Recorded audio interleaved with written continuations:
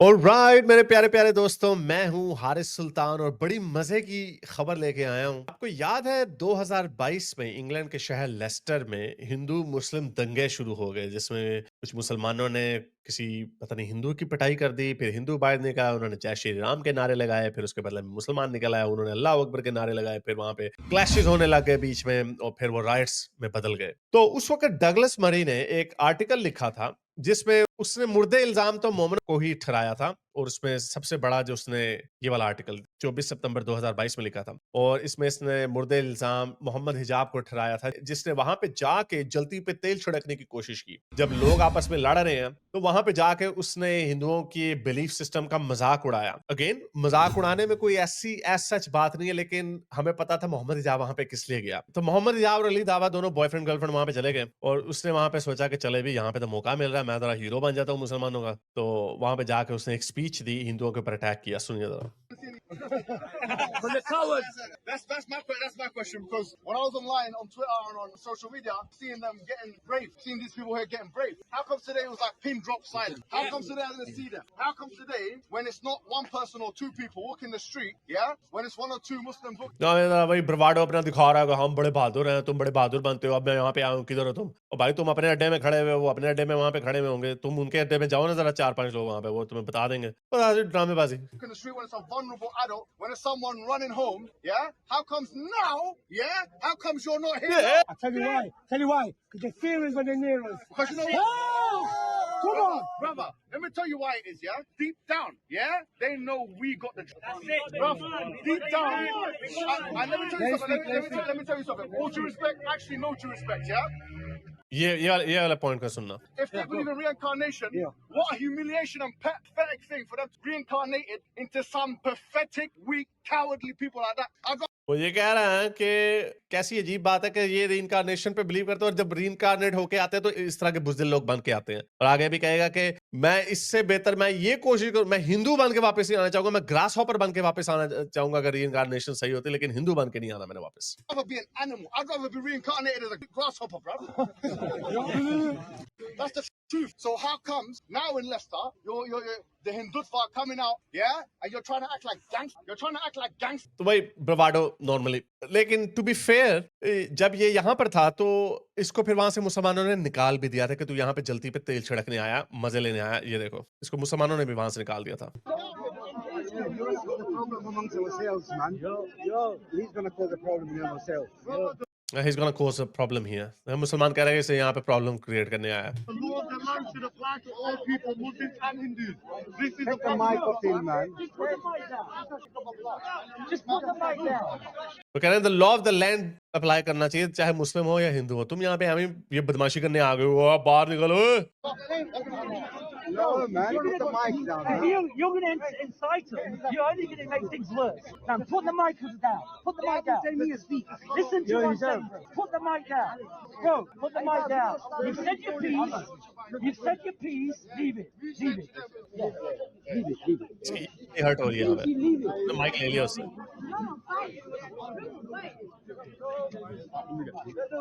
मैंने कहा भाग जाओ इधर से। उसको भगा दिया उन्होंने।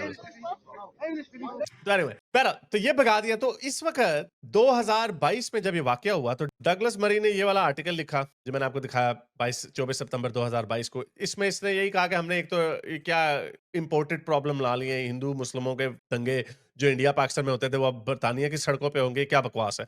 लेकिन उससे ज्यादा जो मुर्दे इल्जाम ठहराया वो उसने मोहम्मद हिजाब को ही ठहराया। उसने क्या लिखा जी, मैं जरा पढ़ के बताता हूँ। उसने कहा कि हिजाब वहां पे अपने फॉलोअर्स को व्हिप अप करने आया, उकसाने आया, और उसने वहां पे हिंदुओं को रिडिकुलस पीपल बोला और उनके रीइंकार्नेशन के बिलीफ का मजाक उड़ाया, और उनको हिंदुओं को कहा कि ये तो बुज़दिल लोग हर डरे डरे रहते हैं क्योंकि ये रीइंकार्नेट होके आए हैं। ये थोड़ा सा यहाँ पे गलती कर दी। लिसन क्या कि अगर रीइंकार्नेट होके आए तो वो आते ही ऐसे वीक और कावर्डली पीपल होके आते हैं। तो मैं I would rather be an animal than reincarnated as a Hindu. तो वही तरीका उसने निकाला कि जो ये यहूदियों के ऊपर फॉर्मूला अपनाते हैं, वही प्लेबुक कि नहीं नहीं हम यहूदियों से नफरत नहीं करते, हम तो जायनिस्टों से नफरत करते हैं। तो इस पे मोहम्मद हिजाब ने कहा कि नहीं नहीं मैंने हिंदुओं को नहीं ये कहा, मैं तो हिंदुत्वा को ये कह रहा था। जायनिस्ट हिंदू वाला चक्कर। अच्छा, अब ये आर्टिकल लिखा गया तो इस पे डगलस मरी के ऊपर अब ये सोच रहा है कि कि मैं क्या करूं, मैंने केस करना है। आपको पता है ब्रिटानिया में डेफेमेशन का लॉ सूट होता है बड़ा सख्त। तो अब फ्रॉडिया देखें, ये फ्रॉड ही है। गोरों को फ्रॉड लगाने में कितने आगे हैं। ये हमारे इंडिया पाकिस्तान से भी लोग इस तरह जाली डिग्रियां वगैरह, तो 2 नंबर थर्ड वर्ल्ड कंट्री के जो लोग होते हैं ना वो जरा 2 नंबरी में आगे होते हैं। अच्छा, तो बैठ के इसने सोचा कि यार अब हमने सू करना है, अब सू कैसे करें। भाई सू करने की भी कोई ग्राउंड्स होती है ना। जब अगर आप टॉम क्रूज के बारे में कोई गलत खबर बनाएंगे तो टॉम क्रूज की कोई मिलियंस ऑफ डॉलर्स की मूवी उसके हाथ से निकल गई है, तो वो आपके ऊपर सू कर सकता है कि मुझे $15 मिलियन का नुकसान हुआ, या अगर शाहरुख को या कोई किस तरह हो। तू मोहम्मद इजाब, तू तो यूट्यूबर है, तू कैसे करेगा, तू क्या करेगा, कैसे साबित करेगा कि तेरा लॉस ऑफ इनकम हुआ। तो मौसूफ ने चाल क्या चली, पढ़ के सुनाता हूं आपको। मौसूफ ने चाल ये चली, उसने कहा डगलस मरी ने मेरे खिलाफ आर्टिकल लिखा, यही वाला जो हिंदू वाला जो मैंने आपको अभी कोट किया, उसकी वजह से मुझे 3500 पाउंड पर मंथ की डील थी। ब्रांड एम्बेसडर बनना था, किसका, सोनी का नहीं या नेस्ले का नहीं, वन उम्मा का, एक मुस्लिम प्रोपेगेंडा वेबसाइट है उसका। उन्होंने मुझे, वन उम्मा ने मुझे 3500 पाउंड पर मंथ देने थे। एड़ा तो है, और मुसलमान तो एक दूसरे को हलाशेरी देते हैं जब इस तरह की, ये जो इसने लेस्टर में जो ड्रामाबाजी की, तो क्या ये कह रहा है, अब ये गोरों को फुदू देखो कैसा लगा रहा है, कह रहा है कि मेरे हाथ से 3500 पर मंथ की डील चली गई वन उमा ने, उन्होंने मेरी स्पॉन्सरशिप कैंसिल कर दी डगलस मरी जो कि एक नॉन इस्लामोफोब है, उसका आर्टिकल पढ़ने के बाद। अच्छा आगे क्या, 1500 पर मंथ की एडवर्टाइजिंग कॉन्ट्रैक्ट था, सप्लीमेंट फ्रॉम नेचर्स ब्लेंड। अच्छा नेचर्स ब्लेंड, ये तो कोई ओरिजिनल कंपनी लग रही है। नहीं, अभी देखते हैं, मैंने अभी चेक किया, नेचर्स ब्लेंड का ओनर कौन है, मिस्टर यूसुफ मोहम्मद वाजवे। मोमिन, मोमिन यानी सारे मोमिनीन्स, एक तो उन्होंने मोमिनी से इनको इसको स्पॉन्सरशिप के कॉन्ट्रैक्ट देने थे और वो उन्होंने कैंसिल कर दिए डगलस मरी का आर्टिकल पढ़ने के बाद। और फिर उससे अच्छा देखो कितने 2 नंबर है, रमजान की चैरिटी, जिसमें चैरिटी अल्लाह का काम है, उसमें तो अल्लाह के काम में भी हराम का पैसा, उसका भी नाम लगा दिया, रमजान चैरिटी के ऊपर भी लगा दिया कि रमजान चैरिटी को 30,000 पाउंड का नुकसान हुआ, क्योंकि ये उस चैरिटी के लिए काम करता था। 30,000 पाउंड का नुकसान हो गया। ये टोटल इसने बनाया तकरीबन 3500 टाइम्स 12 बनता है 48,000, 1500 टाइम्स 12 बनता है 12,000, 60,000 ये और 30,000, 90,000 पाउंड का केस कर दिया उसके ऊपर, डगलस मरी के ऊपर। तो उसने कहा ताड़ी ऐसी की तैसी। तो बहरहाल ये केस लेके चले गए। अब क्या हुआ, जज ने देखा, जज ने कहा कि ये लाइन बड़ी मजे की है, these claims have the appearance of being contrived, यानी बनाए गए हैं, for the purposes of these proceedings, यानी इन क्लेमों में ऐसे लग रहा है कि ये खास तौर पर इस केस के लिए बनाए गए हैं। यानी